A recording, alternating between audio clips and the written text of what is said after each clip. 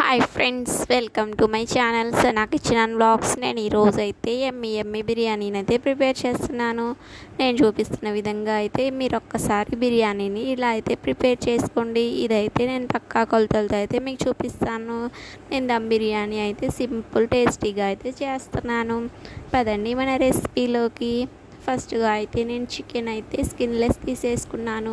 KG chicken అయితే తీసుకున్నాను. తర్వాత అయితే రైస్ అయితే నేను బాస్మతి రైస్ హాఫ్ కిలో, మామూలు రైస్ హాఫ్ కిలో, రెండింటిని అయితే హాఫ్ కిలో 1 కిలో అయితే తీసేసుకున్నాను. 4 ఆనియన్స్ వేసేసి అయితే కట్ చేసుకొని అయితే పక్కన పెట్టేసుకోండి. ఫస్ట్గా అయితే మనం తీసేసుకున్న ఈ రెండింటిని రైస్ని అయితే కడిగేసేయండి. 2 టైమ్స్ కడిగేసిన తర్వాత దీంట్లోకి కొంచెం వాటర్ అయితే కొంచెం ఎక్కువే వేసేసుకోండి. దాంట్లోకి అయితే నేను ఇప్పుడు ఫస్ట్గా అయితే వాటర్ 2 తర్వాత వేసేసుకున్న తర్వాత కొంచెం 2 స్పూన్లు అయితే సాల్ట్ అయితే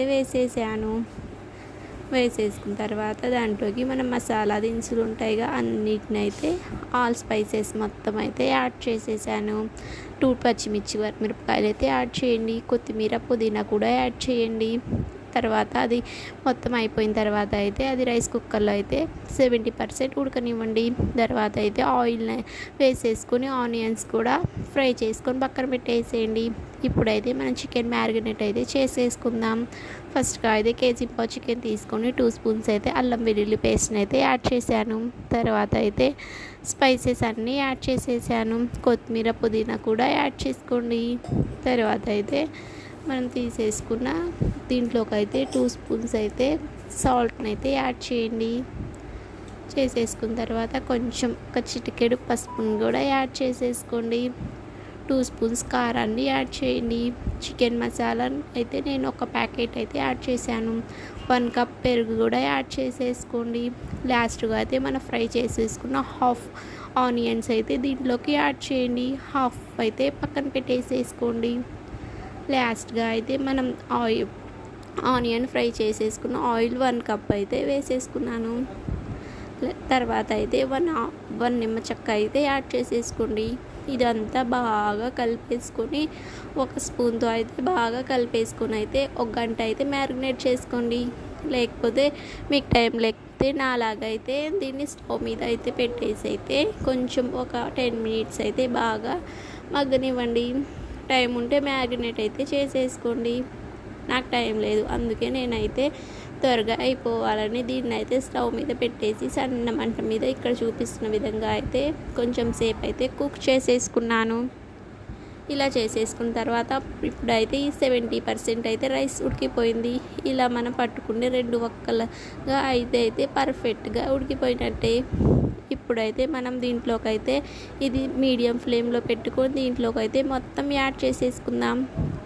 మనం తీసుకున్న 1 కిలో రైస్ అంతా మొత్తం దీంట్లోకి అయితే యాడ్ చేసేసుకున్న తర్వాత అయితే మొత్తం బాగా స్ప్రెడ్ 4 వైపులా మొత్తం బాగా అయితే స్ప్రెడ్ చేసేసుకోండి. ఇదంతా బాగా స్ప్రెడ్ చేసేసుకున్నాం. మనం ఆనియన్స్ పక్కన పెట్టేసుకున్నాక దీని మీద అది మొత్తం చల్లేసుకోండి.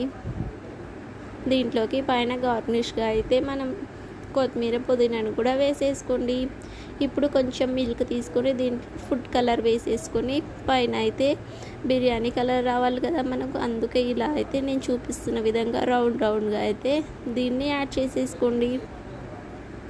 ఇది మొత్తం యాడ్ చేసేసుకున్న తర్వాత మీ దగ్గర నెయ్యి ఉంటే నెయ్యిని అయితే 2 స్పూన్ యాడ్ చేయండి. నేనైతే ఆయిల్ని అయితే 2 స్పూన్స్ అయితే యాడ్ చేసేస్తున్నాను. ఇది మొత్తం బాగా ఈ విధంగా యాడ్ చేసేసుకున్న తర్వాత ఇప్పుడైతే మనం స్టవ్ మీద అయితే